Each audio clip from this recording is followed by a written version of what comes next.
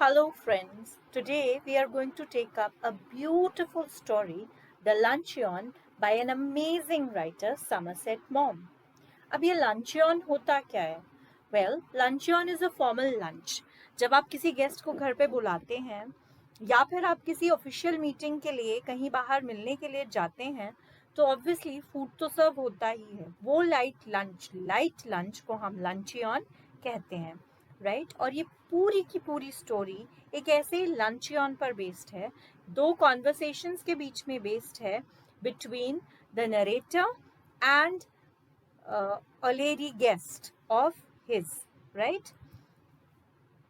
उन दोनों के बीच की बातचीत जो है वो बहुत ही लाइट और अम्यूजिंग है. इतनी अम्यूजिंग है कि हमें बहुत हंसी आती है, लेकिन इसका मतलब ये नहीं है कि there is no message in the story. There is a very serious message in the story that we shouldn't be greedy. Well, who was greedy? The author was greedy for recognition.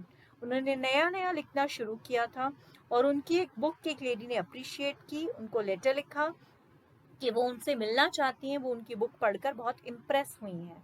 और author जो recognition के लिए और इस admiration और praise के लिए greedy थे, उनसे एक इतने एक्सपेंसिव रेस्टोरेंट में मिलने के लिए मान गए जहाँ जाने की वो सोचते भी नहीं थे. It was that expensive, right?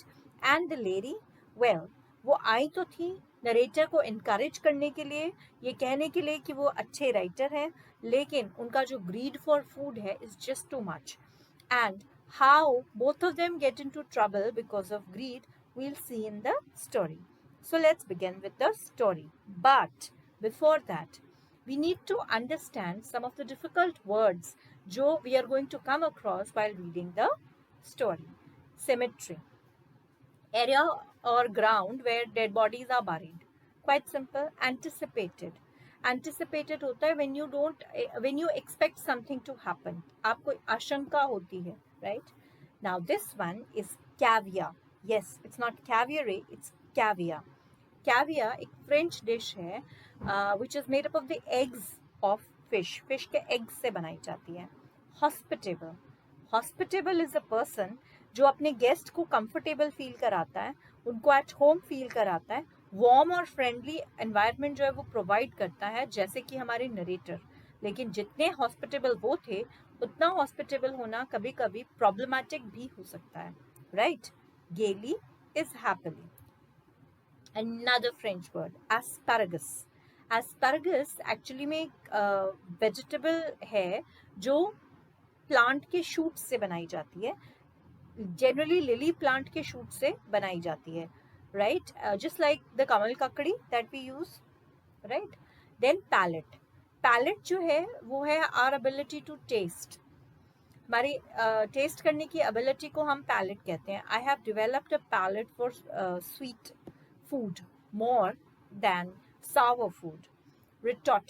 Retorted होता है जब आप किसी को बहुत क्विकली और बहुत विटी आंसर देते हैं, यानी आप हाजिर जवाब होते हैं, तो आप जो जवाब देते हैं उसको, उस एक्शन को कहते हैं retorted. Humourist is a person जो हमें हंसाता है, चाहे वो उसकी राइटिंग्स के थ्रू हो, चाहे उसकी बातों की वजह से हो. Done. So we are done with the words that we are going to come across in the story. And the story begins in a theatre, right? Yes, story restaurant में नहीं, थिएटर में शुरू होती है. जो राइटर हैं वो एक प्ले देखने के लिए आए हुए हैं, and the lady actually calls him from behind. वो देखते हैं लेकिन उनको पहचान नहीं पाते हैं, और जब वो लेडी अपना नाम बताती है तब जाकर उन्हें याद आता है कि वो उस लेडी से 20 years बैक मिले थे पेरिस में. जब वो बहुत यंग थे, उन्होंने लिखना शुरू किया ही था, और वो लेडी अराउंड 40 years थी देन, राइट? और जैसे ही उनको ये याद आता है, उनको आ जाता है उनके साथ बातें जो उनकी हुई थी और उनकी जो मीटिंग हुई थी वो याद. तो होता क्या है, वो उस वक्त पेरिस में रहते थे एक छोटे से फ्लैट में. जब इन लेडी ने उनको लेटर लिखा कि मैं पेरिस आ रही हूँ, आपकी बुक से बहुत ज़्यादा इम्प्रेस्ड हूँ और आपको मिलना चाहती हूँ. अब वो उनसे मिलना चाहती हैं एक्सपेंसिव रेस्टोरेंट फोयो में, राइट? इतना एक्सपेंसिव कि ऑथर वहाँ जाने के बारे में सोचते भी नहीं थे, लेकिन वो हंग्री फॉर रिकॉग्निशन थे, तो उन्हें लगा कि एक लेडी को ना तो नहीं की जा सकती, and more over he thought that ज़्यादा से ज़्यादा 15 फ्रैंक्स तक का खर्चा आएगा, और उनको महीने का खर्च आता था 80 francs, that is what he had to spend for a month. तो उनको लगा कि अगर मैं 2 वीक्स कॉफ़ी स्किप कर दूंगा तो 15 फ्रैंक्स मैनेज कर पाऊंगा। बट जब वो उस लेडी से मिलने जाते हैं उस रेस्टोरेंट में और मेन्यू कार्ड उनके हाथ में आता है, तो he realise that the prices were much higher than he anticipated, than he had expected, right, जिससे वो बहुत घबरा जाते हैं। जो लेडी है वो बहुत ऑब्वियसली बहुत कंफर्टेबल है, बहुत सारी बातें करती हैं, she is a very talkative lady, she talks about literature, music, art, and she also keeps on saying कि मैं लंचयन में ज़्यादा कुछ नहीं खाती, वैसे तो मैं खाती ही नहीं हूँ, लेकिन अगर लूँगी तो कोई एक ही चीज़ लूँगी, I take a very light luncheon. Narrator को अच्छा लगता है, लेकिन वो अपने लिए तो ऑर्डर करते हैं मटन चॉप, क्योंकि वो होता है बहुत ही cheap, it's not very expensive. And then he asks the lady, ये तो नेचुरल है, आप अपने गेस्ट से पूछते हो कि आप क्या लेंगे। रिमेंबर, उनके पास हैं सिर्फ 80 फ्रैंक्स, जिसमें उनको पूरा मंथ का खर्चा निकालना है। लेकिन नो वरीज, क्योंकि लेडी तो कहती हैं कि वो बहुत ही लाइट लंचयन लेती हैं। तो let us see what order does she place. Well, this is the ladies order. She begins with salmon. जब वेटर आते हैं तो वो कहती हैं कि वैसे तो मैं कुछ नहीं लेती, लेकिन अगर सैल्मन अवेलेबल होता, जो मेन्यू कार्ड पे भी नहीं था, तो अच्छा होता। तो वेटर ने कहा कि एक सैल्मन फिश आई हुई है और हम आपको वो अवेलेबल करा सकते हैं। लेकिन in the mean while salmon was getting ready, he asked her if she wanted something else. तो लेडी ने कहा कि हाँ, जब तक सैल्मन रेडी हो रहा है, I will have some caviar. The picture you can see on your screen is of caviar. This dish is made of the eggs of fish, right? तो वो कहती हैं कि मैं कैवियर ले लूँगी, वेरी एक्सपेंसिव डिश। अब वो वेटर उनसे नेचुरली पूछते हैं कि आप पीने के लिए साथ में क्या लेंगी, तो वो कहती हैं शैम्पेन या white wine. Champagne and white wine again is very expensive, right. So salmon already order हो चुका है, इन द मीनवाइल उनने कैवियर और शैम्पेन ले लिया है, राइट। सैल्मन आता है, वो उसको एंजॉय करती हैं। जब वेटर दोबारा आता है तो वो तो फिर से पूछता है कि क्या आप कुछ और लेंगी। तो वो मैडम, जो एक ही चीज़ खाती हैं और बहुत ही लाइट लंचयन लेती हैं, और नरेटर से लगातार नाराज़ हैं और उनको समझाती हैं कि प्लीज़ मटन चॉप जैसी हैवी चीज़ें लंचयन में खाना बंद करो और मेरी तरह लाइट खाना सीखो, टेक माई एग्जाम्पल।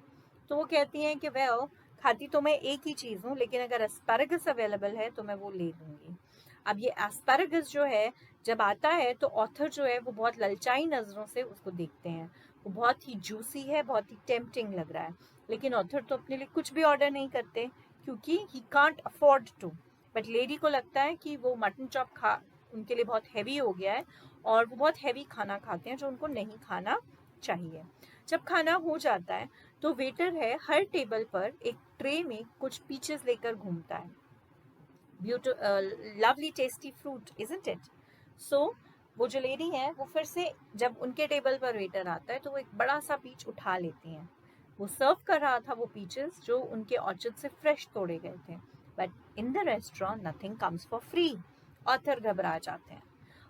फिर उन्हें लगता है कि अब कुछ नहीं हो सकता, अब तो मेरे को एम्बैरस होना पड़ेगा इस लेडी के आगे, और हो सकता है कि मुझे अपनी वॉच छोड़कर जानी पड़े और फिर वापस आना पड़े बिल पे करने के लिए।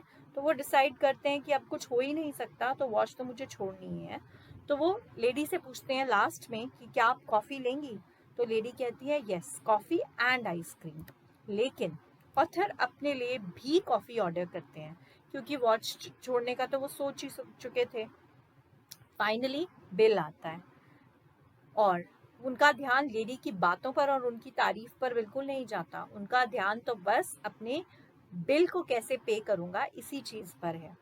वेल, बिल आता है तो he has 3 francs remaining to pay as tip to the waiter. 3 francs बच जाते हैं जो वो टिप में वेटर को दे देते हैं, जो फोयो जैसे रेस्टोरेंट में शायद काफ़ी कम है।